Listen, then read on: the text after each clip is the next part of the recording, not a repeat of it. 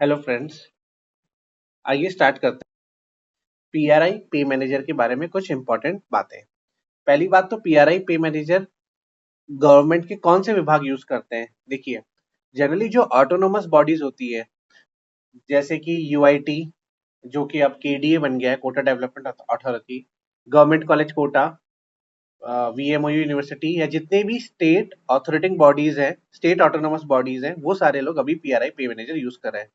अगर आप finance committee की वेबसाइट, फाइनेंस गवर्नमेंट राजस्थान की वेबसाइट पे अगर आप जाएंगे तो वहां पे आपको एक नया सर्कुलर मिलेगा।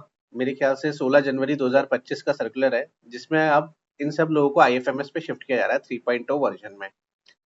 सबसे इम्पोर्टेंट बात, जो जूनियर अकाउंटेंट या डब्ल्यू अपॉइंटेड होते हैं, इनको दिक्कत ये आती है सैलरी बिल्स के अंदर कि क्या क्या रिजेक्शन होते हैं। देखिए, इस वीडियो में हम जानेंगे कौन सी बातें हैं जिसके कारण किसी एम्प्लॉय की सैलरी रुक जाती है। पहला कारण क्या होता है, अगर आप किसी एम्प्लॉय का आईएफएससी कोड किसी कारणवश चेंज हो गया है। देखिए क्या होता है, अभी हाल ही में अक्टूबर 24 में जब दिवाली आई थी, उस टाइम बहुत सारे लोगों के सैलरी बिल्स रुक गए थे। कारण ये था कि आईएफएससी कोड, मान लीजिए आपका कोई ब्रांच है किसी बैंक में, लेट सपोज पीएनबी बैंक या एसबीआई बैंक में। अब वो बैंक एक ब्रांच ऑफिस से एक एरिया से दूसरे एरिया में शिफ्ट हो गया है, तो area wise IFSC code change हो जाता है, इररेस्पेक्टिव ऑफ कि बैंक भले ही सेम हो। आईएफएससी कोड डिपेंड करता है ब्रांच वाइज, और ब्रांच डिपेंड करता है पिन कोड वाइज। तो इसलिए आपको ध्यान रखना है कि जितने भी एम्प्लॉइज है, मान लीजिए 50 लोगों का स्टाफ है, या 60 लोगों का स्टाफ है, या 60-70 लोगों का स्टाफ है, तो हर एम्प्लॉय का आईएफएससी कोड लेटेस्ट अपडेट होना चाहिए। अगर अपडेट नहीं है तो उसको आपको पीआरआई पे मैनेजर पे अपडेट करना पड़ेगा।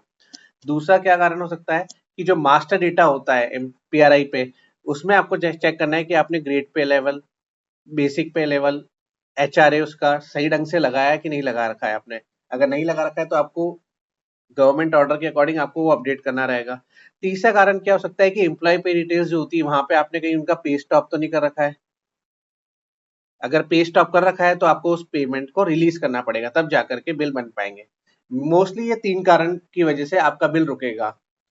अच्छा, अगर अपन खोलें एक बार, लेट्स सपोज, एक सेकेंड, ये यूजर इंटरफेस कुछ ऐसा रहता है। अगर आपको ये चेक करना हो कि मेरा बिल रिजेक्टेड में है या किसी कारणवश रुक गया है या प्रोसेस नहीं हो रहा, तो आप कैसे चेक कर सकते हैं। पहला तरीका, आप ऑथराइजेशन पे जाइएगा। यहाँ पे जाकर के आपको ई एडवाइस दिख रहा है, ई एडवाइस में जाकर के आपको रिजेक्टेड एडवाइस डिटेल में, डिलीट में देखना है। मैं एक बार आपको वापस दिखा देता हूँ। ऑथराइजेशन पे जाकर के ई एडवाइस पे जाइए। यहाँ पे रिजेक्टेड एडवाइस डिलीट दिख रहा है, यहाँ पे जाकर के आप चेक कर सकते हैं कि कहीं आपका बिल नंबर शो तो नहीं कर रहा, या जिस एम्प्लॉय की सैलरी रुकी है उसका नाम शो होने लग जाएगा। ई एडवाइस में जाकर के सारे ऑप्शन चेक करना है। E advice, correction, refund advice, DD advice की जरूरत नहीं पड़ती, रिजेक्टेड एडवाइस, ये तीनों ऑप्शन आप चेक कर सकते हैं। यहाँ से आपको आइडिया लग जाएगा कि सैलरी किस पर्सन की रुकी हुई है। या फिर रिपोर्ट्स में जाकर के आप सैलरी रिपोर्ट्स में देखिएगा, यहाँ एम्प्लॉय मिसमैच रिपोर्ट आ रहा है। यहाँ पे भी जाकर के आप चेक कर सकते हैं, आपको पता लग जाएगा मंथ वाइज किसी पर्सन की सैलरी रुकी है या नहीं रुकी हुई है। यहाँ पे आप सिलेक्शन कर लीजिएगा आपके जो भी ग्रुप बना रखे हैं आपने।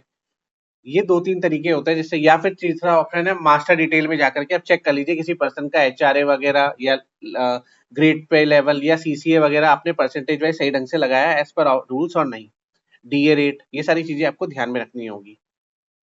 मोस्ट इंपॉर्टेंट बात जो पीआरआई पे मैनेजर पे होता है कि जनरली जो सैलरी होती है वो 27 तारीख के बाद बनती है। बनाने का तरीका बड़ा सिंपल है, आप बस अपने एम्प्लॉयज का एम्प्लॉय पे डिटेल्स, जो कि बिल प्रोसेसिंग में यहाँ पे पाया जाता है, सैलरी प्रिपरेशन, एम्प्लॉय पे डिटेल्स, इस पे क्लिक करोगे। यहाँ पे आप अपने एम्प्लॉयज का जो भी आपको डेटा करेक्शन करना है, आप 27 तारीख से पहले, ऑलमोस्ट 20 तारीख से पहले आप करेक्शन करके रखिए। उसके बाद ऑटोमेटेड, आपको कुछ नहीं करना रहता है, सैलरी बिल अपने आप जनरेट होता है। आपको उस बिल को बस डाउनलोड करके प्रिंट आउट निकाल के चेक करना रहता है कि हर एम्प्लॉय का डेटा सही बना है नहीं बना है। देन आफ्टर वो अपने आप ऑटो प्रोसेस हो जाता है। अगर ऑटो प्रोसेस नहीं हो रहा है तो ये तीन तरीके जो मैंने आपको बताया, ई एडवाइस, एम्प्लॉय मिसमैच, या फिर तीसरा कारण मास्टर डिटेल, इन तीनों पे जाकर के आपको पता लग जाएगा कि किस कारणवश किस एम्प्लॉय का डेटा या उसका सैलरी क्यों रुका हुआ है। ठीक है, ये तो एक तरीके हो जाते हैं।